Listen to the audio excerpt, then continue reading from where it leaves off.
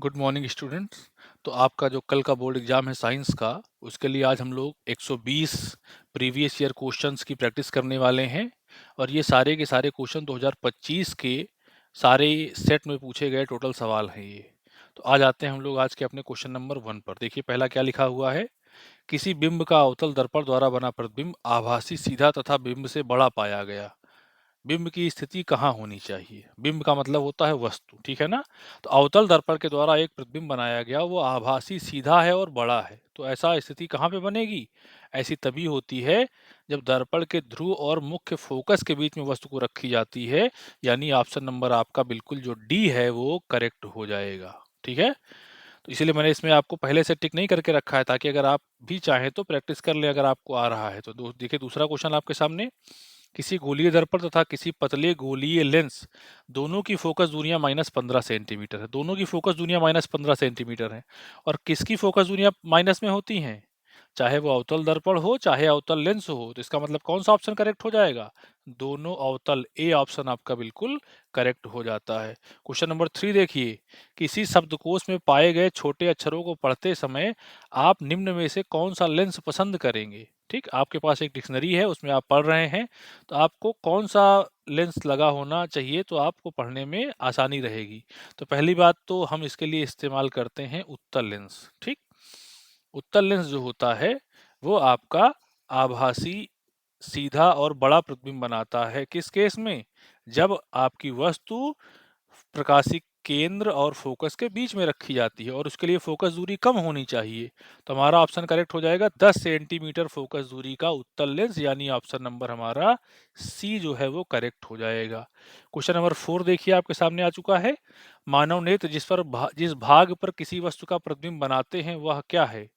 जब भी हम किसी वस्तु को देखते हैं तो उसका प्रतिबिंब कहाँ पर बनता है, तो उसका प्रतिबिंब बनता है रेटिना पर। और रेटिना को हिंदी में क्या कहते हैं, दृष्टि पटल। ऑप्शन डी आपका बिल्कुल करेक्ट हो जाएगा। क्वेश्चन नंबर 5 देखिए। दो चालक तार जिनके पदार्थ लंबाई तथा व्यास समान हैं, किसी विद्युत परिपथ में पहले श्रेणी क्रम में और फिर पार्श्व क्रम संयोजन में संयोजित किए जाते हैं। श्रेणी क्रम और पार्श्व क्रम संयोजन में उत्पन्न ऊष्माओं का अनुपात क्या होगा, ये निकालना है। ठीक, तो दो तार हैं, लंबाई क्या है, बराबर है, मोटाई बराबर है। इसका मतलब दोनों तारों का प्रतिरोध क्या है, बराबर है। जब उनको हम श्रेणी क्रम में ऐड करेंगे तो श्रेणी क्रम में कितना हो जाएगा, आर प्लस आर होगा, तो आर प्लस आर मिलके हो जाएगा 2r। ठीक, और जब उनको हम समांतर में ऐड करेंगे तो 1/r बराबर होता है 1/r1 प्लस 1/r2, है ना। r1 भी r है, r2 भी r है, तो 1/r प्लस 1/r यानी 2/r।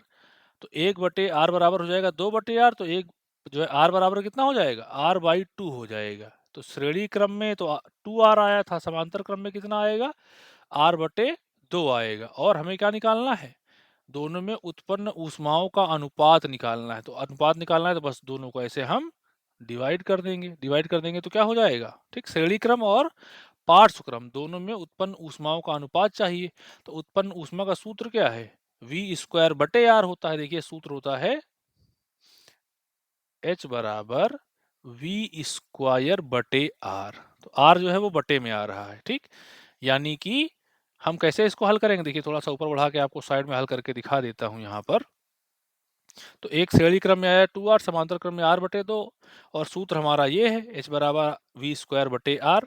तो जब इसको हम लगाएंगे तो पहले श्रेणी क्रम है, देखिए r बटे में है, तो जब श्रेणी क्रम के लिए लिखेंगे तो हो जाएगा v²/2r। जब समांतर के लिए लिखेंगे तो क्या हो जाएगा, उसके बटे में v² अपॉन में r/2, r/2 है।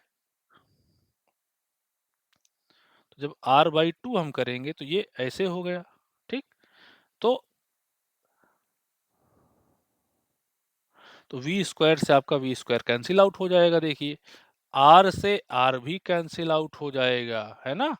और दो आपका जो यहाँ पे आ रहा है भाई, ये जो r/2 था ये पलट के जाएगा तो ऊपर हो जाएगा।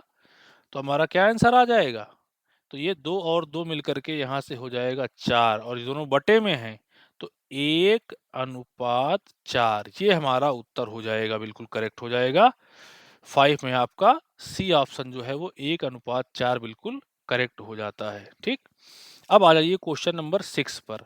विद्युत धारा उत्पन्न करने की युक्ति को क्या कहते हैं? विद्युत धारा कहाँ से उत्पन्न होती है? उसके लिए जनरेटर चाहिए, यानी जनित्र। ऑप्शन नंबर ए आपका बिल्कुल करेक्ट हो जाएगा। 7 देखिए, निम्नलिखित में से कौन किसी लंबे विद्युत धारावाही तार के निकट चुंबकीय क्षेत्र का सही वर्णन करता है? तो चुंबकीय क्षेत्र का सही वर्णन कौन करता है? सीधा लंबा तार चारों तरफ जो धाराएं होती हैं वो आपकी बनती हैं वृत्ताकार में, और केंद्र कहाँ पर होता है? केंद्र होता है तार के ऊपर, यानी चुंबकीय क्षेत्र की संकेंद्री क्षेत्र रेखाओं का केंद्र तार होता है। ऑप्शन नंबर आपका डी जो है वो बिल्कुल करेक्ट हो जाएगा। तो इस प्रकार से फिजिक्स के हमने लोगों ने 7 प्रश्नों को हल कर लिया है। देखिए उपभाग 2 आ चुका है, इसमें केमिस्ट्री के आपके 6 प्रश्न दिए गए हैं। क्या लिखा है? एक विलयन लाल लिटमस को नीला करता है, इसका पीएच मान संभव है। ठीक, मान लेते हैं कि इसका उत्तर आपको नहीं पता है, तो आप कैसे इसको हल करेंगे? देखिए इसमें पहला ऑप्शन, दूसरा ऑप्शन और तीसरा ऑप्शन जो है उसमें पीएच का मान 7 से कम है, तीनों में 7 से कम है। इसका मतलब ये तीनों उत्तर नहीं है हमारे। उत्तर कौन है जो इनसे अलग होगा? ठीक, तो वो है हमारा ऑप्शन नंबर डी। लाल लिटमस को नीला करने का काम किसका है? क्षार का है, और क्षार का पीएच होता है 7 से ज्यादा, तो ऑप्शन डी करेक्ट हो जाएगा। ठीक, 9 पे आ जाइए। जिंक चूर्ण पर तनु सल्फ्यूरिक अम्ल की क्रिया से कौन सी गैस निकलती है? जिंक चूर्ण यानी जेडेन, तो जेडेन किससे क्रिया करा रहा है? तन सल्फ्यूरिक अम्ल यानी कि H2SO4 से आपकी क्रिया हो रही है। तो देखिए क्या हो जाएगा, जिंक क्या करेगा? इस H2 को हटा देगा, तो हाइड्रोजन गैस निकलेगी, और जिंक SO4 यानी जेटिन SO4 जिंक सल्फेट बन जाएगा, तो हाइड्रोजन गैस निकलेगी, तो ऑप्शन डी आपका करेक्ट हो जाएगा। क्वेश्चन नंबर 10 पे आइए। एल्काइन का सामान्य सूत्र क्या होता है? एल्काइन क्या होता है? जिसमें ट्रिपल बॉन्ड हो, है ना, जैसे C2H2। तो C2H2 जो है एल्काइन, उसका है सूत्र क्या होता है? उसका सूत्र होता है CnH2n-2, यानी ऑप्शन नंबर आपका सी जो है वो बिल्कुल करेक्ट हो जाएगा। अब आइए क्वेश्चन नंबर 11 आपके सामने है। थोड़ा सा मैं इसके साइज को बढ़ा देता हूं। देखिए क्या लिखा हुआ है, एल्डिहाइड का प्रकारात्मक समूह क्या है? एल्डिहाइड यानी CHO होता है। देखिए CHO किसमें है? CH और O, ऑप्शन बी करेक्ट हो जाएगा। बिल्कुल इजीली आप सॉल्व कर सकते हैं। 12 आ जाइए। निम्न में से कौन सी धातु अम्लों से हाइड्रोजन को विस्थापित करती है? अम्लों से हाइड्रोजन को कौन विस्थापित करेगा? जो हाइड्रोजन से ज्यादा क्रियाशील होगा। तो हाइड्रोजन से ज्यादा क्रियाशील कौन है? Mg और Zn। अभी ऊपर हम लोगों ने देखा ना कि जिंक ने H2SO4 से H2 को बाहर कर दिया था, तो ऑप्शन ए करेक्ट हो जाएगा। 13 में आइए। निम्नलिखित में से किस यौगिक में कीटोन समूह उपस्थित हो? कीटोन की पहचान क्या है? सी डबल बॉन्ड ओ, लेकिन सी डबल बॉन्ड ओ सब में लिखा हुआ दिख रहा है, लेकिन सी डबल बॉन्ड ओ के दोनों तरफ सी होना चाहिए। देखिए C double bond O, option D देखिए, दोनों तरफ CH3 है, तो ऑप्शन डी आपका बिल्कुल करेक्ट हो जाएगा। क्वेश्चन नंबर आप जो है ये आ गया आपका। अब 6 क्वेश्चन हम लोगों ने केमिस्ट्री के कर लिए हैं। अब फिर से 7 क्वेश्चन हम जो है बायोलॉजी के देखने वाले हैं। देखिए क्या लिखा है, पहला, मानव में निम्न में से कौन उत्सर्जन तंत्र से संबंधित है? तो जो हमारी किडनी यानी कि वृक्क सही आंसर हो जाएगा डी। 15 देखिए, श्वसन प्रक्रम के दौरान ग्लूकोज अणु का पाइरुवेट अणु में विखंडन होता है, तो ये क्रिया कहाँ पर होती है? ये होती है आपकी कोशिका द्रव्य में। ठीक, बी ऑप्शन सही हो जाएगा। जीवों में 16 देखिए, जीवों में अपने कायिक भाग से नए जीव के निर्माण की क्षमता को क्या कहते हैं? इसी को कायिक जनन या पुनरुद्भवन, ऑप्शन सी आपका बिल्कुल करेक्ट हो जाएगा। 17 देखिए, निम्न में से कौन बीज में परिवर्तित होता है? तो बीज में कौन परिवर्तित होता है? बीज में परिवर्तित होता है बीजांड, यानी कि ए ऑप्शन आपका बिल्कुल करेक्ट हो जाएगा। 18 नंबर पे आ जाइए। डीएनए का वह भाग जिसमें किसी प्रोटीन संश्लेषण के लिए सूचना होती है कहलाता है, क्या कहलाता है? उसे हम जीन कहते हैं, ऑप्शन बी करेक्ट हो जाएगा। 19 पे आइए। निम्न में से कौन एक कृत्रिम पारितंत्र का उदाहरण है? ये कई बार पेपर में क्वेश्चन आता है। कृत्रिम पारितंत्र का मतलब होता है जिसको मनुष्य ने बनाया है, तो जो भी आप ऑप्शन देख लीजिए जो मनुष्य ने बनाया है ना। ऑप्शन डी में क्या लिखा है? मानव निर्मित कृषि भूमि, तो मानव निर्मित है तो यही कृत्रिम पारितंत्र है, यानी डी ऑप्शन सही हो जाएगा। 20 देखिए, निम्न में से कौन पादप हार्मोन नहीं है? यानी ऐसा हार्मोन जो पेड़ पौधों में पाया जाता है, तो वो कौन सा है? वो है थायरॉक्सिन, ये मनुष्यों में पाया जाता है। बाकी चाहे आपका ऑक्सिन हो, साइटोकाइनिन हो, जिबरेलिन हो, ये सब पादप हार्मोन्स हैं। थायरॉक्सिन आपका जंतु हार्मोन है, मनुष्यों में पाया जाता है। तो इस प्रकार से 2025 के एक सेट के हम लोगों ने 20 सवाल हल कर लिए हैं। अब आ जाते हैं हम लोग 2025 के ही अपने अगले सेट पर। ठीक, ये देखिए आपके सामने स्क्रीन पर प्रश्न आ चुका है, ये 2025 का ही अगला सेट है। पहले फिजिक्स के 7 क्वेश्चन आएंगे, फिर केमिस्ट्री के 6 क्वेश्चन आएंगे, फिर बायो के 7 क्वेश्चन आएंगे। देखिए पहला क्या लिखा है, श्वेत प्रकाश की एक किरण कांच के बने त्रिभुजाकार प्रिज्म से गुजरती है, सबसे अधिक विक्षेपण किस रंग का होता है? सबसे दूर कौन जाता है? सबसे अधिक विचलन किसका होता है? बैंगनी रंग का। तो ऑप्शन सी आपका बिल्कुल करेक्ट हो जाएगा। दूसरा देखिए, सूर्योदय एवं सूर्यास्त के समय क्षितिज पर आसमान दिखता है। सुबह हम आसमान को देखें सूरज की तरफ, और शाम को कैसा होता है? लाल रंग का, यानी रक्ताभ। ठीक, ये रेड ब्लड कलर जिसको कहते हैं। तो हमारा बी ऑप्शन करेक्ट हो जाएगा। 33 पे आ जाइए। अवतल दर्पण के सामने स्थित किस बिंदु से गुजरने वाली प्रत्येक प्रकाश की किरण दर्पण से परावर्तन के पश्चात वापस उसी बिंदु से पुनः गुजरती है? ठीक, उधर जिधर से गई उधर से ही वापस आएगी। ये तभी हो सकता है जब वो वक्रता केंद्र से गुजरे। ऑप्शन सी आपका बिल्कुल करेक्ट हो जाएगा। 4 देखिए, किसी वस्तु का आभासी, सीधा आभासी व वस्तु से छोटा प्रतिबिंब देखने के लिए कौन से लेंस का उपयोग करना होगा? ठीक, सीधा बनना चाहिए, आभासी बनना चाहिए और वस्तु से छोटा होना चाहिए। तो ये सिर्फ और सिर्फ एक ही लेंस में ऐसा पॉसिबल है, ठीक है ना? और वो आपका लेंस कौन सा है? वो लेंस है आपका अवतल लेंस। ठीक, तो बी ऑप्शन बिल्कुल करेक्ट हो जाएगा। उत्तल में जब सीधा और आभासी बनता है तो वो बड़ा बनता है, छोटा नहीं बनता है। तो अवतल करेक्ट हो गया। क्वेश्चन नंबर 5 आपके सामने देखिए, स्क्रीन पर लिखा हुआ है, एक विद्युत परिपथ में बहने वाली विद्युत धारा की इकाई क्या होती है? विद्युत धारा को किसमें नापते हैं? उसको नापते हैं एम्पियर में, यानी ऑप्शन बी बिल्कुल करेक्ट हो जाएगा। क्वेश्चन नंबर 6 पर आ जाइए। थोड़ा सा इसके साइज को इंक्रीज कर देते हैं ताकि आपको क्लियर दिखाई दे। ये देखिए आपके सामने लिखा है, समान प्रतिरोध वाले 3 प्रतिरोधों को श्रेणी क्रम में जोड़ने से उनका परिणामी प्रतिरोध प्रत्येक प्रतिरोध के प्रतिरोध से कितने गुना होगा? ठीक, ये सवाल है आपका। तो कह रहे हैं कि समान 3 प्रतिरोध हैं, तीनों समान हैं, उनको श्रेणी क्रम में जोड़ दिया। भाई जब तीनों समान है, श्रेणी क्रम में जोड़ा गया तो R plus R plus R यानी कितना हो गया? 3R हो गया। ठीक, और अकेले का प्रतिरोध कितना है? R है। तो ये 3R इस R का कितने गुना है? सीधा सा दिख रहा है कि 3 गुना है। ऑप्शन डी हमारा बिल्कुल करेक्ट हो जाएगा। क्वेश्चन नंबर 7 पे आ जाइए। एक सीधे धारावाही विद्युत चालक के चारों ओर उत्पन्न चुंबकीय क्षेत्र प्रदर्शित होगा। इसके पहले वाले सेट में भी ये सवाल आया था कि जब भी कोई सीधा तार होता है उसके चारों तरफ जब चुंबकीय क्षेत्र की रेखाएं खींची जाती हैं तो वो वृत्ताकार होती हैं। ठीक, तो ऑप्शन डी आपका बिल्कुल करेक्ट हो जाएगा। अब हमारे 6 प्रश्न आएंगे केमिस्ट्री के। खाने का सोडा का रासायनिक सूत्र क्या है? खाने का सोडा, ये इसी को बेकिंग सोडा भी कहते हैं, इसी को सोडियम बाइकार्बोनेट भी कहते हैं, इसी को सोडियम हाइड्रोजन कार्बोनेट कहते हैं। तो NaHCO3 ऑप्शन बी बिल्कुल करेक्ट हो जाएगा। 9 में ये ब्यूटेन नॉन में क्रियात्मक समूह क्या है? जहां भी लास्ट में नॉन आए तो ब्यूटेन प्लस ओन है। ये ओन का मतलब कीटोन, कीटोन का मतलब क्या है? जिसमें C डबल बॉन्ड O पाया जाता है वो कीटोन है। देखिए ऑप्शन बी इसमें भी आपका बिल्कुल करेक्ट हो जाएगा। क्वेश्चन नंबर 10 देखिए, जस्ता धातु तनु HCl से क्रिया करके निम्नलिखित में से कौन सी गैस उत्सर्जित करेगी? जस्ता का मतलब जिंक, Zn। जब Zn जो है आपका क्रिया करेगा किससे? HCl से, तो H को हटाएगा, H को हटाएगा तो हाइड्रोजन गैस निकलेगी। ऑप्शन सी नंबर आपका बिल्कुल करेक्ट हो जाएगा। ठीक, क्वेश्चन नंबर आ जाइए 11 आपके सामने देखिए लिखा हुआ है, शुद्ध जल का पीएच मान कितना होता है? शुद्ध जल का पीएच मान 7 होता है। ठीक, अम्लों का पीएच मान 7 से कम और क्षारकों का पीएच मान 7 से ज्यादा होता है। क्वेश्चन नंबर 12 आपके सामने देखिए लिखा है, अमलगम क्या है? अमलगम एक मिश्र धातु होती है। क्वेश्चन नंबर 13 देखिए, निम्न में से कौन सा हाइड्रोकार्बन एल्कीन है? एल्कीन का मतलब जिसमें डबल बॉन्ड हो। तो ये है हमारा एथिलीन, जिसका सूत्र क्या है? C2H4। ठीक, ये हमारा एल्कीन है। बाकी मेथेन और एथेन जो है ये एल्केन है, और ये जो एसिटिलीन है ये एल्काइन है। ये भी ध्यान रखिएगा। ठीक, अब हम लोग आ जाते हैं अपने बायो के क्वेश्चन पर, जो 7 क्वेश्चन दिए गए हैं। क्वेश्चन नंबर 14 देखिए, द्विखंडन विधि द्वारा जनन किसमें होता है? द्विखंडन विधि पैरामीशियम में, अमीबा में, यूग्लेना में, उपर्युक्त सभी में। तो उपर्युक्त सभी में द्विखंडन विधि से होता है। ऑप्शन डी बिल्कुल करेक्ट हो जाएगा। 15 देखिए, अलिंद व निलय किस मानव अंग के भाग हैं? भाई अलिंद व निलय कहाँ पाए जाते हैं? ये हमारे हृदय के भाग हैं, हार्ट के पार्ट्स होते हैं। ऑप्शन ए बिल्कुल करेक्ट हो जाएगा। 16 देखिए, निम्न में से कौन पादप हार्मोन नहीं है? बार बार ये क्वेश्चन रिपीट हो रहे हैं। तो ऑक्सिन, जिबरेलिन और साइटोकाइनिन तो हैं, चौथा कौन है? इंसुलिन। इंसुलिन भैया मानव में पाया जाने वाला हार्मोन है जो हमारे शरीर में शुगर की मात्रा को कंट्रोल करता है। 17 देख लीजिए, पुष्प के जनन अंग हैं। तो पुष्प के जनन अंग कौन से हैं? पुष्प के जनन है आपके पुंकेसर और स्त्री केसर। ऑप्शन नंबर आपका सी जो है वो बिल्कुल करेक्ट हो जाएगा। हम लोग आ जाते हैं क्वेश्चन नंबर 18 पर।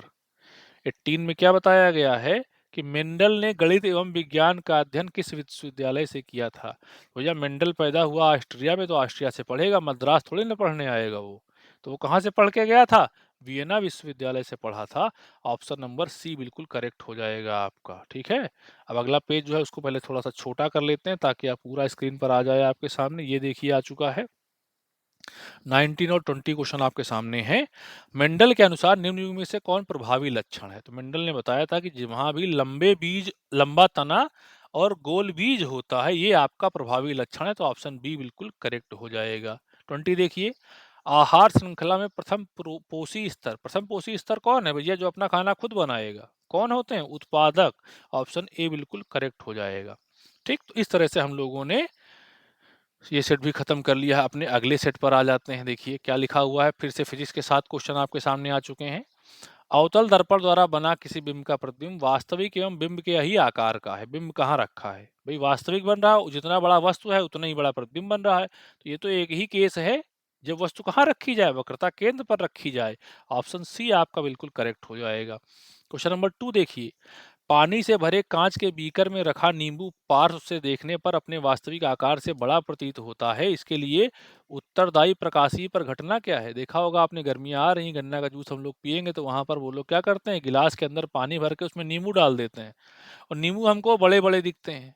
ठीक, इसी तरह अगर हम शादी विवाह में देखते हैं, जब वहाँ कार्यक्रम में रसगुल्ला बनता है, रसगुल्ला जब रस में डूबा रहता है तो बड़ा दिखता है, बाहर आता है छोटा हो जाता है। इसका कारण है प्रकाश का अपवर्तन। ऑप्शन डी बिल्कुल करेक्ट हो जाएगा।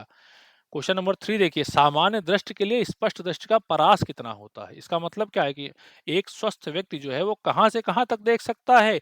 तो भैया वो देख सकता है 25 सेंटीमीटर से लेकर के अनंत तक, यानी ऑप्शन बी बिल्कुल करेक्ट हो जाएगा। इसका चौथा प्रश्न आपके सामने देखिए आ चुका है।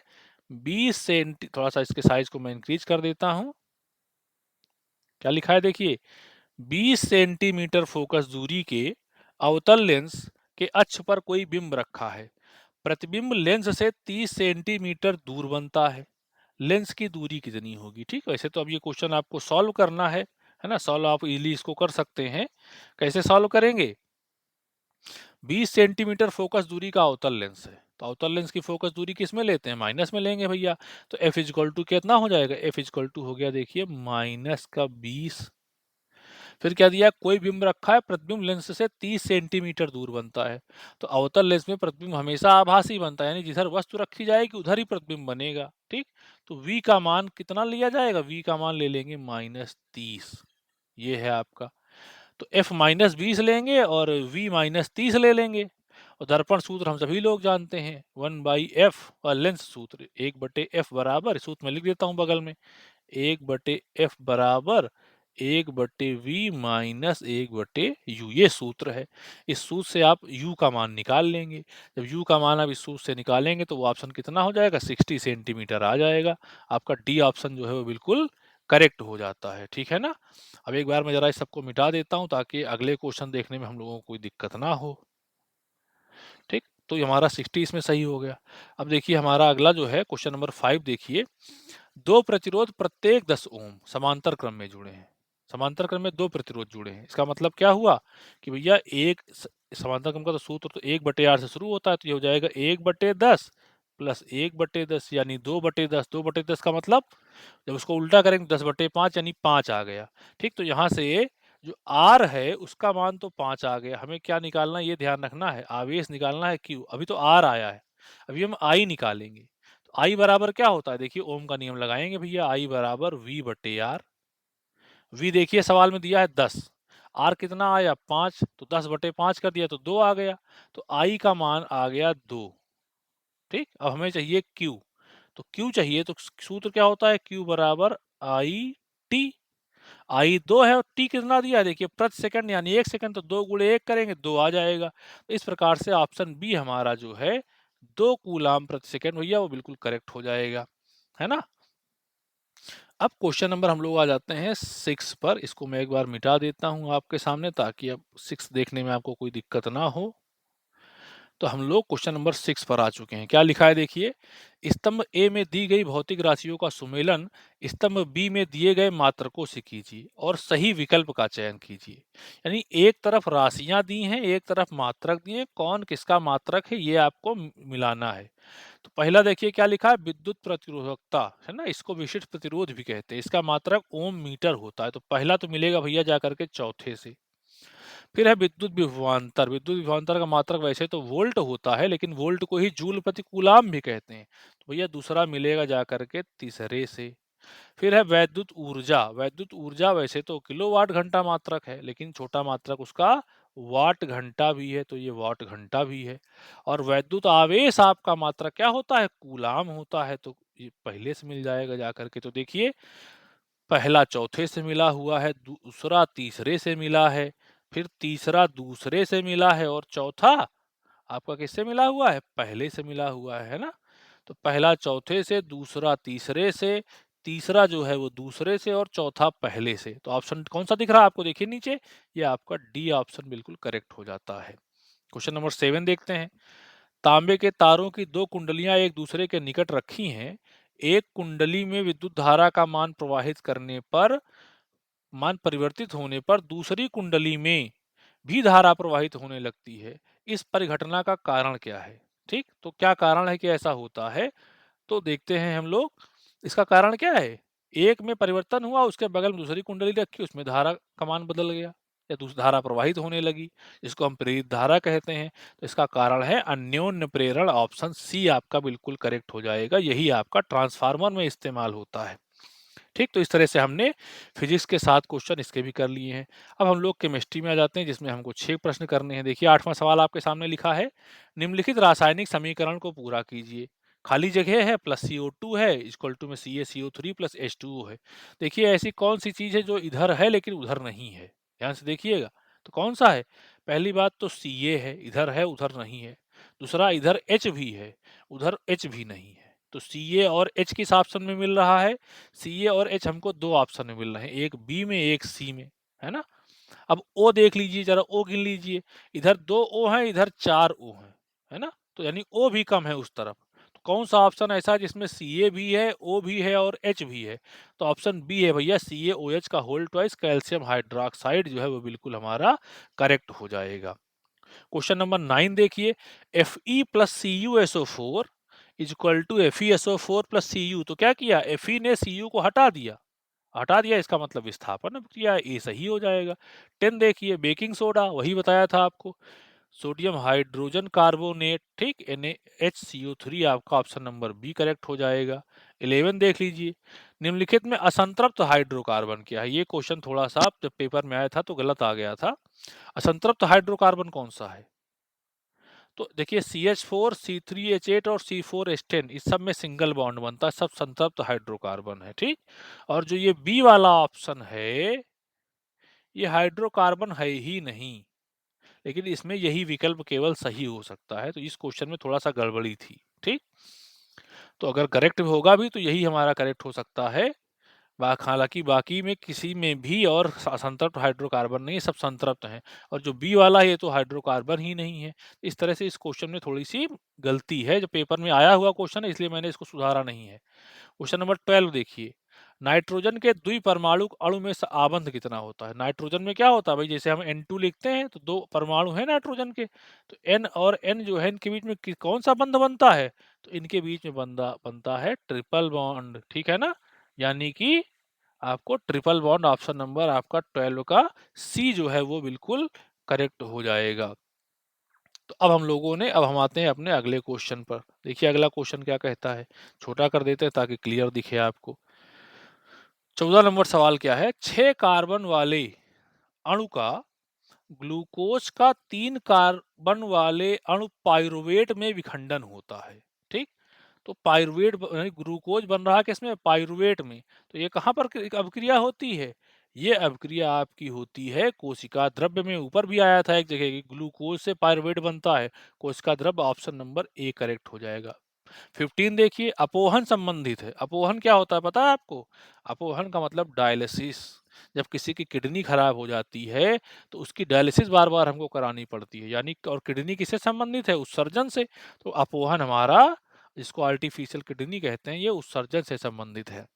16 नंबर देख लीजिए, निम्नलिखित में से कौन सा जंतु हार्मोन है? भैया साइटोकाइनिन, ऑक्सिन और जिबरेलिन तो पादप हार्मोन है, ऊपर 2 बार आ चुके हैं, तो जो अगला बचेगा एड्रीनलिन, ये हमारा जंतु हार्मोन हो जाएगा। क्वेश्चन नंबर 17 देखिए आपके सामने आ चुका है, ठीक है ना? तो हम लोग अब ये देखिए क्वेश्चन नंबर 17, एकल पौधे से अनेक संक्रमण मुक्त परिस्थितियों में उत्पन्न करने की तकनीक क्या कहलाती है? यानी एक पौधे से अनेक पौधे बनाए जा सकते हैं, तो ये तकनीक कौन सी कहलाती है? ये कहलाती है ऊतक संवर्धन। ऑप्शन बी बिल्कुल करेक्ट हो जाएगा। 18 देखिए, क्लोरोफिल आवश्यक है किसके लिए? प्रकाश संश्लेषण। ऑप्शन ए करेक्ट हो जाएगा। 19 नंबर देखिए, पारितंत्र का भौतिक कारक कौन सा है? भौतिक का मतलब होता है जो जीवित नहीं है लेकिन चीजों को प्रभावित कर रहा है, वो कौन सा है? टेम्परेचर यानी ताप। ऑप्शन ए बिल्कुल करेक्ट हो जाएगा। क्वेश्चन नंबर 20 देखिए, निम्नलिखित में से कौन शीर्ष मांसाहारी? शीर्ष मांसाहारी हारी वो होता है जिसको फिर कोई नहीं खाता है। तो इनमें से कौन ऐसा जिसको फिर कोई नहीं खाएगा? वो है आपका शेर, यानी ऑप्शन डी बिल्कुल करेक्ट हो जाएगा। तो इस तरह से हम लोगों ने इसके भी 20 सवालों को हल कर लिया है। ठीक, अब हम लोग आएंगे अपने अगले सेट पर। वहां फिर से हमें 20 एमसीक्यू मिलने वाले हैं, जिसमें 7 फिजिक्स के, 6 केमिस्ट्री के और 7 बायो के मिलेंगे। तो आ जाते हैं, शुरुआत करते हैं। देखिए क्या लिखा है, देखिए ध्यान से। लिखा हुआ है पहला प्रश्न, किसी लेंस की क्षमता की इकाई क्या होती है? लेंस की क्षमता किसमें नापी जाती है? तो भैया लेंस की क्षमता नापी जाती है डायोप्टर में। लेकिन यहाँ पे डायोप्टर तो ऑप्शन में दिया नहीं है। तो देखिए फिर सूत्र क्या होता है, P बराबर 1/f, है ना। P बराबर क्या सूत्र है? 1/f। f का मतलब मीटर, तो प्रति मीटर हमारा ऑप्शन सी बिल्कुल करेक्ट हो जाएगा। ठीक, क्वेश्चन नंबर 2 देखिए, एक दर्पण द्वारा बना प्रतिबिंब आभासी सीधा वस्तु से बड़ा हो। आभासी रहता है, सीधा रहता है, वस्तु से बड़ा रहता है, तो कौन सा दर्पण है ये दर्पण है भैया आपका अवतल दर्पण। अवतल दर्पण में ही आपको जब वस्तु ध्रुव और फोकस के बीच में रखी जाती है तब बड़ा प्रतिबिंब आपको प्राप्त होता है। ठीक है ना, अन्य किसी भी स्थिति में प्रतिबिंब बड़ा नहीं बनता। तो अवतल दर्पण बी करेक्ट हो जाएगा। तीसरे पे आ जाइए, देखिए क्या लिखा है, कांच का अपवर्तनांक 1.5 है। वायु में प्रकाश की चाल इतनी है, कांच में प्रकाश की चाल क्या होगी? ठीक, तो सूत्र वही है, n बराबर c बटे वी। n बराबर c बटे वी। तो v निकालना है, n दिया है आपका 1.5, c दिया है ये 3 × 10⁸ तो जब हम v निकालेंगे तो v कितना हो जाएगा? c बटे n। c बटे n का मतलब है कि 3/1.5, ये 10⁸ तो है ही। तो 15 दूनी 30, यानी 2 × 10⁸ जहां सही होगा तो ऑप्शन बी आपका बिल्कुल करेक्ट हो जाएगा। ठीक है, क्वेश्चन नंबर 4 देखिए, आकाश का रंग नीला क्यों होता है? उसका कारण क्या है? भाई आकाश का रंग हमको नीला क्यों दिखता है? वो है प्रकाश का प्रकीर्णन। ऑप्शन डी करेक्ट हो जाएगा। पांचवा देखिए, यदि किसी निश्चित प्रतिरोध से होकर बहने वाली विद्युत धारा आधी कर दी जाए तो उसमें उत्पन्न ऊष्मा कितनी होगी? धारा आधी करने पर ऊष्मा क्या होगी? सूत्र देखिए क्या है, H बराबर आई स्क्वायर आर टी। तो जब आई की जगह I/2 करोगे, उसका स्क्वायर होगा तो वो तो 4 हो जाएगा ना। तो 1/4 हो जाएगी, यानी 1/4 हो जाएगी। ऑप्शन सी बिल्कुल करेक्ट हो जाएगा। क्वेश्चन नंबर 6 देखिए, किसी एक समान चुंबकीय क्षेत्र में धारावाही चालक पर लगने वाले चुंबकीय बल का परिमाण निर्भर करता है। ठीक, तो ये जो है क्वेश्चन, इसमें भी थोड़ी सी मिस्टेक है। यहाँ होना चाहिए था कि किस पर निर्भर नहीं करता है। अगर नहीं, क्योंकि सब पे निर्भर करता है। सूत्र भी वही है, F बराबर IBL साइन थीटा सूत्र है। IBL sine theta. तो I धारा पे निर्भर करता है, B चुंबकीय क्षेत्र पे निर्भर करता है, L लंबाई पे निर्भर करता है। ठीक, किस पे निर्भर नहीं, किस पे चुंबकीय बल का परिमाण पूछ रहा है, तो यहाँ होना चाहिए था चुंबकीय बल का परिमाण निर्भर नहीं करता है। अगर पूछा जाता तब ऑप्शन डी करेक्ट हो जाता। ठीक, तो इस क्वेश्चन में भी थोड़ा सा मिस्टेक है। क्वेश्चन नंबर 7 देखिए, लघुपथन के समय विद्युत परिपथ में विद्युत धारा का मान हो जाता है। लघुपथन जब शॉर्ट सर्किट होता है तो क्या है, धारा का मान बहुत ज्यादा हो जाता है। ऑप्शन सी बिल्कुल करेक्ट हो जाएगा।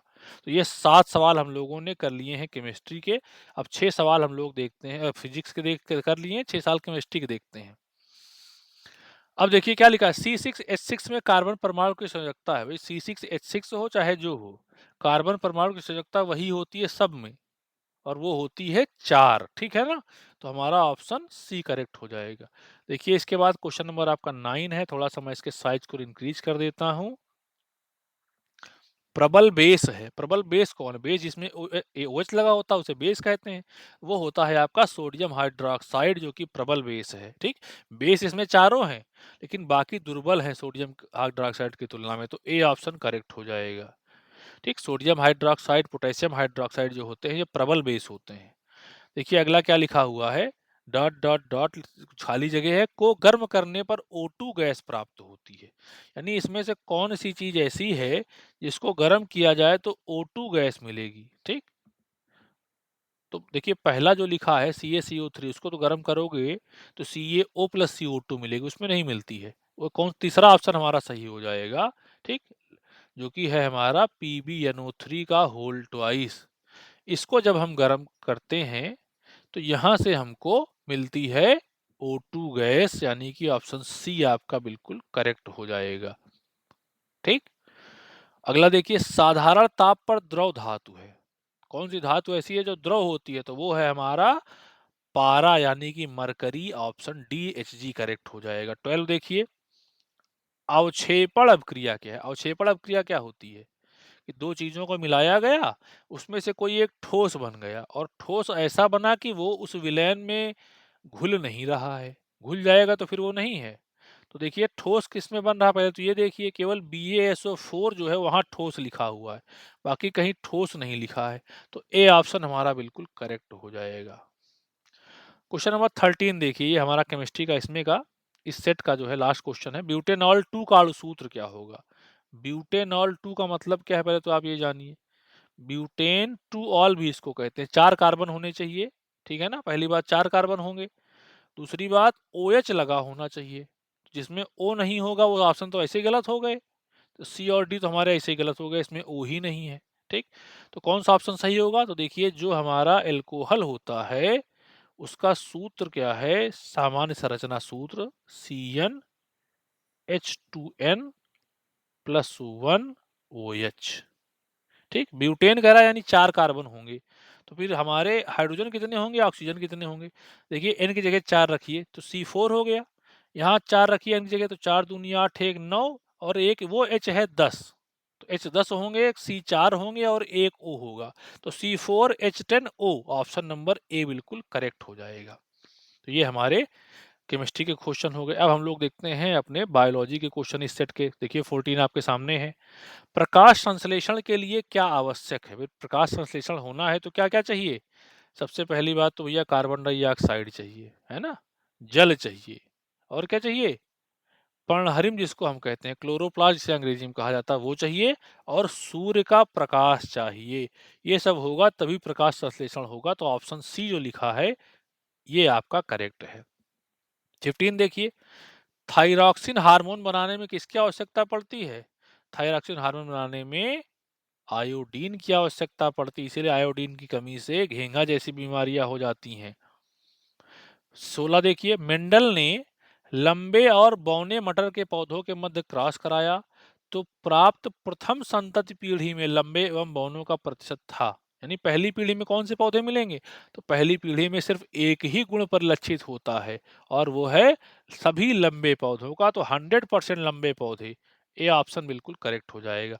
17 में आ जाइए, निम्न में से कौन एक पारितंत्र का जैविक घटक है? जैसे ही जैविक कह दिया आप समझ लीजिए जीवित, तो कौन जीवित है इन चारों में? वो है हमारे हरे पौधे, ऑप्शन ए करेक्ट है। 18 देखिए, द्वार कोशिकाएं, द्वार कोशिकाएं कहाँ पाई जाती हैं? तो ये पाई जाती हैं स्टोमेटा में, यानी कि रंध्र में। इसी से जो पानी है वो बाहर निकलता है पेड़ पौधों की पत्तियों से।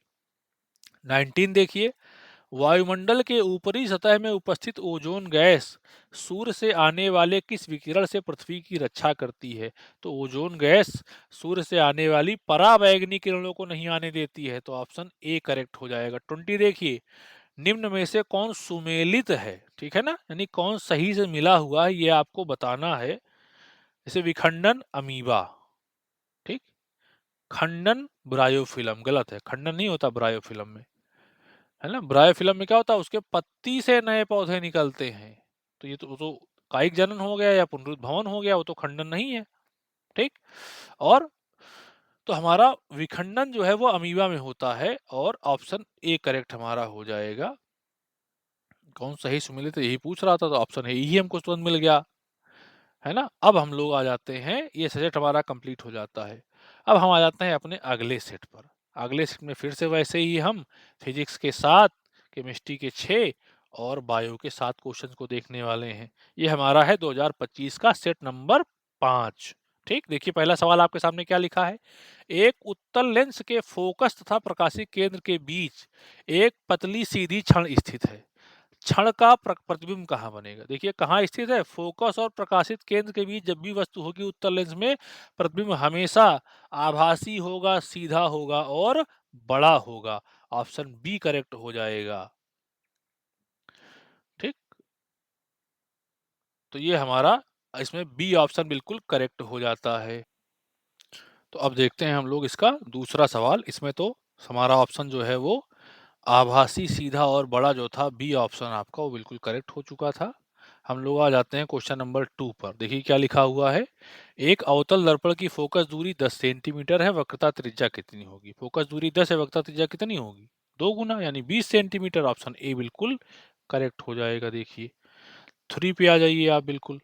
एक प्रिज्म से प्रकाश के अपवर्तन को चित्र में दिखाया गया है, विचलन कोण होना चाहिए। ठीक, ध्यान से देखिए, थोड़ा चित्र इसमें गलत है। इसको मैंने वीडियोज में शुरू में बनाया भी था। ये यहाँ पर बनना चाहिए, ये ऐसे बनेगा। ठीक, ये जो एंगल दिख रहा है ये एंगल बनेगा, और ये होता है विचलन कोण। किससे दर्शाया गया है? गामा से दर्शाया गया है। तो ये हमारा ऑप्शन सी जो है वो करेक्ट हो जाएगा। क्वेश्चन नंबर 4 देखिए। तारों के टिमटिमाने की घटना। भाई तारे क्यों टिमटिमाते हैं? क्योंकि होता है उनका वायुमंडलीय अपवर्तन। ऑप्शन ए करेक्ट हो जाएगा। क्वेश्चन नंबर 5 देखिए, अच्छा सवाल है ये भी। विद्युत परिपथ में प्रयुक्त होने वाले कुछ अवयवों के नाम स्तंभ ए में दिए गए हैं, स्तंभ बी में उनके चित्र दिए गए हैं। तो एक तरफ नाम है, एक तरफ चित्र है, कौन किसका चित्र है ये मिलाना है। तो देखिए वोल्ट मीटर वही है जिसमें वी लिखा होगा, तो ये है वोल्ट मीटर। प्रतिरोध क्या है? जिसमें रुकावट बनी होगी, यानी ये है प्रतिरोध। प्लग कुंजी कौन सी है? ये है। विद्युत सेल कौन सा है? ये है। तो पहला मिला है तीसरे से, है ना, दूसरा मिला है पहले से। पहला तीसरे, तो पहला तीसरा किसमें है? देखिए इन दोनों में है। ठीक, तो पहला तीसरे से हो गया, दूसरा पहले से, दोनों में चल रहा है। तीसरा चौथे से, तीसरा चौथे इसमें है, डी ऑप्शन में। तो डी ऑप्शन हमारा करेक्ट हो जाएगा, और चौथा जो है वो मिलेगा दूसरे से। तो इस तरह से डी ऑप्शन हमारा 5वें में करेक्ट हो जाएगा। क्वेश्चन नंबर 6 देखिए। किसी तार का प्रतिरोध 2 ओम है। इसी पदार्थ के किसी अन्य तार जिसकी लंबाई पहले तार की लंबाई की दोगुनी है तथा व्यास आधा है। ठीक, तो दूसरे तार का प्रतिरोध कितना हो जाएगा, ये यहाँ पर हमको ज्ञात करना है। यानी कि 2 तार यहाँ पर दिखाए गए हैं, एक का प्रतिरोध 2 ओम है, और दूसरा जो है वो आपका कितना है, अन्य तार जिसकी लंबाई पहले तार की लंबाई की दोगुनी है। तो दोगुनी लंबाई है, जब लंबाई दोगुनी हो गई तो इसका मतलब है उसकी लंबाई 2l ले लेंगे, और जब 2l ले लेंगे, और व्यास कितना है? व्यास आधा है, यानी त्रिज्या आधी हो जाएगी। जब त्रिज्या उसकी आधी हो गई तो उसका जो क्षेत्रफल है वो कितना हो गया? 1/4 हो जाएगा।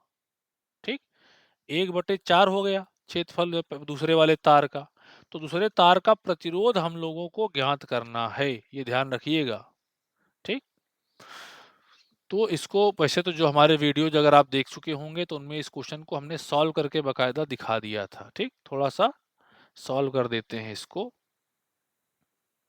तो R जो है ये 2 ओम दिया है, या इसको हम इस तरीके से भी सॉल्व कर सकते हैं कि, तो देखिए R बराबर क्या दिया है? 2 ओम दिया हुआ है, पहले ओम का अब कह रहे हैं किसी पदार्थ के कोई अन्य तार जिसकी लंबाई पहले तार की लंबाई की 2 गुनी है। लंबाई जब 2 गुनी बढ़ा की जाती है तो प्रतिरोध 4 गुना बढ़ता है। 4 गुना बढ़ेगा तो यानी 2 पहले से था, 4 गुना बढ़ा तो अब कितना हो गया? 8 हो गया। अभी ये उत्तर नहीं है। फिर क्या कह रहे हैं?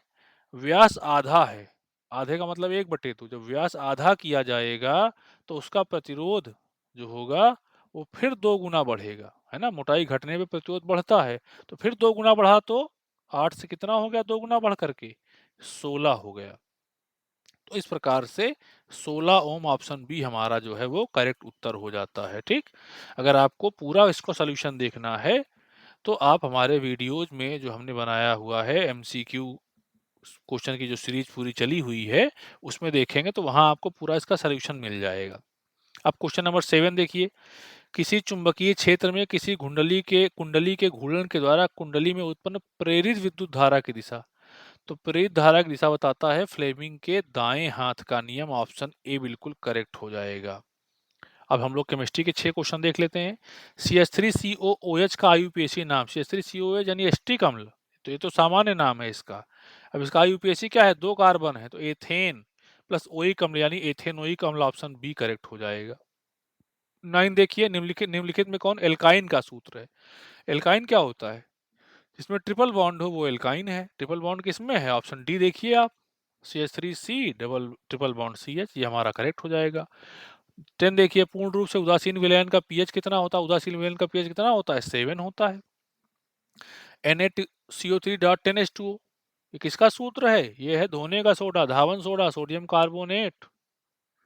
ठीक, बी सही हो जाएगा। 12 देख लीजिए, संयोजन अभिक्रिया उदाहरण है। संयोजन अभिक्रिया उदाहरण कौन है, कार्बन का वायु में जलना, है ना, ये है C+O2 मिलके बनता है CO2। ये संयोजन है जिसमें एक, दो या दो से अधिक जो है अभिकारक होते हैं, लेकिन उत्पाद सिर्फ एक होता है, वो संयोजन अभिक्रिया है। 13 देखिए, क्षारीय धातु कौन सी है, क्षारीय धातु इसमें है आपकी पोटेशियम। 30 जो है बायोलॉजी के पार्ट में आते हैं, क्वेश्चन नंबर 14 में, मनुष्य में वृक्क एक तंत्र का भाग है। वृक्क यानी किडनी किसका भाग है, उत्सर्जन तंत्र का भाग है, डी सी सही हो जाएगा। 15वां देखिए, मस्तिष्क उत्तरदायी है सोचने के लिए, हृदय स्पंदन को नियंत्रित करने के लिए, शरीर का संतुलन बनाने के लिए, इनमें से सभी सभी काम मस्तिष्क के ही हैं, ऑप्शन डी करेक्ट है। ठीक, फिर आपका आ जाता है क्वेश्चन नंबर 16। क्वेश्चन नंबर 16 अच्छा प्रश्न है, ये भी कह रहे हैं कि ग्लाइकोलिसिस का अंतिम उत्पाद क्या है। तो यह ग्लाइकोलिसिस का जो अंतिम उत्पाद है वो होता है पाइरुवेट, ये बी ऑप्शन करेक्ट हो जाएगा। 17 नंबर देखिए, पुंकेसर में होते हैं परागकोश तंतु, दोनों होते हैं, ए और बी दोनों सही, तो ऑप्शन सी आपका करेक्ट हो जाएगा। 18 देखिए, मेंडल ने अपनी प्रारंभिक शिक्षा प्राप्त की थी कहाँ से, गिरजाघर यानी चर्च में पढ़ाई की थी बचपन में, तो ये ए ऑप्शन करेक्ट हो जाएगा। 19 देखिए, मेंडल के अनुसार मटर के शुद्ध बहुना, जब भी शुद्ध लग जाए तो हमेशा देख लीजिएगा कि दोनों अक्षर एक जैसे होंगे, तो दोनों कैपिटल या तो दोनों स्मॉल। ठीक, शुद्ध में यही होंगे, संकर में ही एक कैपिटल एक स्मॉल हो सकता है, तो यहाँ शुद्ध बहुना कह रहा, शुद्ध बहुना एक तरह से अप्रभावी लक्षण है, तो स्मॉल में रहेगा, तो स्मॉल टी जिसमें लिखा हो वो सही है। 20 देखिए, निम्न में कौन शीर्ष मांसाहारी, शीर्ष मांसाहारी वही है जिसको कोई न खाया हो, वो है बाघ, ऑप्शन बी करेक्ट हो जाएगा। इस तरह से हम लोगों ने 100 सवालों की प्रैक्टिस कर ली है, ठीक है ना, विद इन 40 मिनट्स। अभी हम लोगों का लास्ट सेट बचा हुआ है, इसमें भी हम लोग 20 क्वेश्चन की प्रैक्टिस करेंगे। आ जाते हैं अपने अगले क्वेश्चन पर, फिजिक्स के 7 सवाल देखने वाले हैं। निम्न में से किस दर्पण के द्वारा आपका प्रतिबिंब सदैव सीधा प्रतीत होता है। ठीक, किस दर्पण के द्वारा आपका सदैव सीधा प्रतीत होता है, प्रतीत होना का मतलब सीधा वही है, आभासी प्रतिबिंब कौन बनाता है सीधा, वो है समतल और उत्तल। ठीक, ऑप्शन डी करेक्ट हो जाएगा। क्वेश्चन नंबर 12 देख लीजिए, 2, क्वेश्चन नंबर 2 है, चित्र में दो सर्वसम प्रिज्मों पर श्वेत प्रकाश की किरण आपतित होती है, संयोजन से निर्गत प्रकाश की किरण क्या होगी। देखिए, पहला प्रिज्म क्या करेगा, इस एक को 7 रंग में बांटेगा, है ना, 7 रंग में बांटेगा। ये सातों रंग जब इस प्रिज्म पे जाएंगे, तो जो दूसरा वाला प्रिज्म है ये क्या करेगा, ये फिर उन सातों को मिला करके एक कर देगा, तो एक कर दिया तो कौन सा रंग जाएगा, श्वेत, यानी ऑप्शन ए आपका बिल्कुल करेक्ट हो जाएगा। 3 देखिए, उत्तल लेंस के f तथा 2f के बीच किसी वस्तु का प्रतिबिंब बनता है। जब वस्तु 2f पे रखी जाती है तो वस्तु के बराबर प्रतिबिंब बनता है, लेकिन जब कहाँ रखी है, f और 2f के बीच, यानी 2f से आगे रखी है, तो पहली बात तो प्रतिबिंब बड़ा बनेगा। ठीक, बड़ा बनेगा। दूसरी बात, वास्तविक बनेगा, उल्टा बनेगा।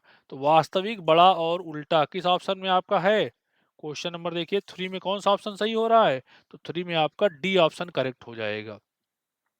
4 देख लीजिए, ये भी अच्छा है, किस दृष्टि दोष के निवारण में द्विफोकसी लेंस का इस्तेमाल होता है।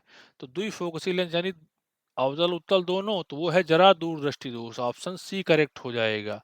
क्वेश्चन नंबर 5 पे आते हैं। कॉलम ए में दिए गए भौतिक राशियों के मात्रकों का सुमेलन कॉलम में दिए गए भौतिक बी में दिए गए भौतिक राशियों से करिए। तो एक ए में मात्रक है, बी में राशियां हैं। ओम मीटर किसका मात्रक है? तो ओम मीटर है आपके प्रतिरोधकता का मात्रक। वॉट किसका मात्रक है? वॉट शक्ति का मात्रक है। कूलाम किसका मात्रक है? कूलाम आवेश का मात्रक है। और ओम किसका मात्रक है? प्रतिरोध का मात्रक है। तो देखिए पहला मिला है तीसरे से, किसमें जा रहे हैं हम लोग? ए ऑप्शन देखिए उसी में है पहला तीसरा। दूसरा मिला है दूसरे से, सही है। तीसरा चौथे से, चौथा पहले से, तो ए ऑप्शन हमारा बिल्कुल करेक्ट हो जाएगा। क्वेश्चन नंबर 6 आप देख लीजिए। 110 वाट का विद्युत बल्ब 220 वोल्ट के विद्युत स्रोत से जोड़े जाने पर धारा प्रवाहित करेगा। ठीक, तो देखिए ये जो 110 वाट कह रहा है ये तो भैया पी का मान है, ये वी का मान है, धारा यानी आई निकालना है। तो सूत्र कहता है कि P बराबर V गुणे आई। तो आई बराबर क्या होगा? तो आई बराबर हो जाएगा P बटे V। और P है कितना? 110 बटे में 220। तो 110 बटे 220 करेंगे तो 11 जीरो 110 बटे 220, जीरो जीरो कटा, 11 दूनी 22, तो 1/2 यानी 0.5 एम्पियर। 0.5 कहाँ है? ऑप्शन डी आपका जो है वो बिल्कुल करेक्ट हो जाता है। तो इस तरह से हम लोगों ने क्वेश्चन नंबर जो 6 है उसको भी सॉल्व कर लिया। अब 7 पे आते हैं। किसी धारावाही लंबी प्रणालिका के भीतर चुंबकीय क्षेत्र क्या होता है? हर बिंदु पर समान होता है। ऑप्शन बी करेक्ट हो जाएगा। तो 7 प्रश्न हो गए हमारे फिजिक्स के। अब केमिस्ट्री के आते हैं। कौन समजातीय श्रेणी है? समजातीय का मतलब होता है जो एक ही श्रेणी के सदस्य हों, उनके सारे गुण एक जैसे होंगे। ठीक, तो देखिए कौन कौन सा है। पहला देखिए CH4 तथा C2H6, ये दोनों ही क्या हैं? एल्केन है। ये दोनों क्या हैं? एल्केन है। ठीक, फिर दूसरा देखिए लिखा है C2H6 C2H5OH, गलत है भाई। C2H6 एल्केन है, ये एल्कोहल है, ये भी नहीं हो सकता। तीसरा देखिए CH3OH C2H5OH, दोनों ही OH यानी एल्कोहल है। ये आपका मेथिल अल्कोहल है, ये एथिल अल्कोहल, तो ये भी हमारा एल्कोहल है। तीसरा तो ये भी समझाती है। चौथा देखिए CH4 तथा CH3COOH, CH4 आपका मेथेन है, CH3COH एस्टिक अम्ल है, अलग अलग श्रेणी के सदस्य हैं। तो पहला और तीसरा समझाती हैं।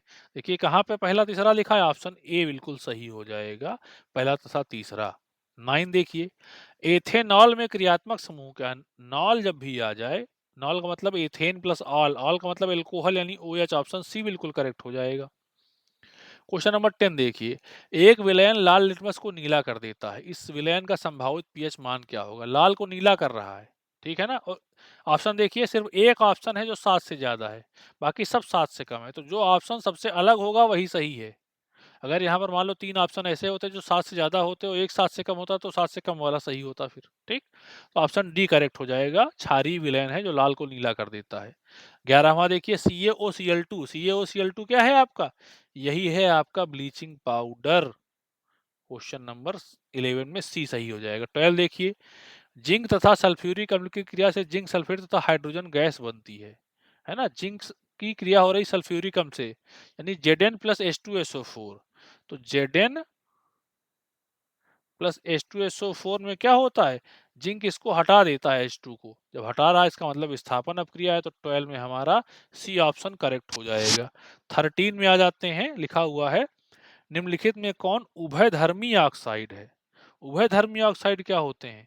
ऐसे ऑक्साइड जो अम्लीय और क्षारीय दोनों प्रकार के गुण प्रदर्शित कर देते हों, उन्हें उभयधर्मी ऑक्साइड कहते हैं। और ये काम करता है जिंक ऑक्साइड। 13 में बी आपका जो है वो बिल्कुल करेक्ट हो जाएगा। अब हम लोग आ जाते हैं 14 पर। क्वेश्चन नंबर 14 बायो का सुपर शुरू हो गया है।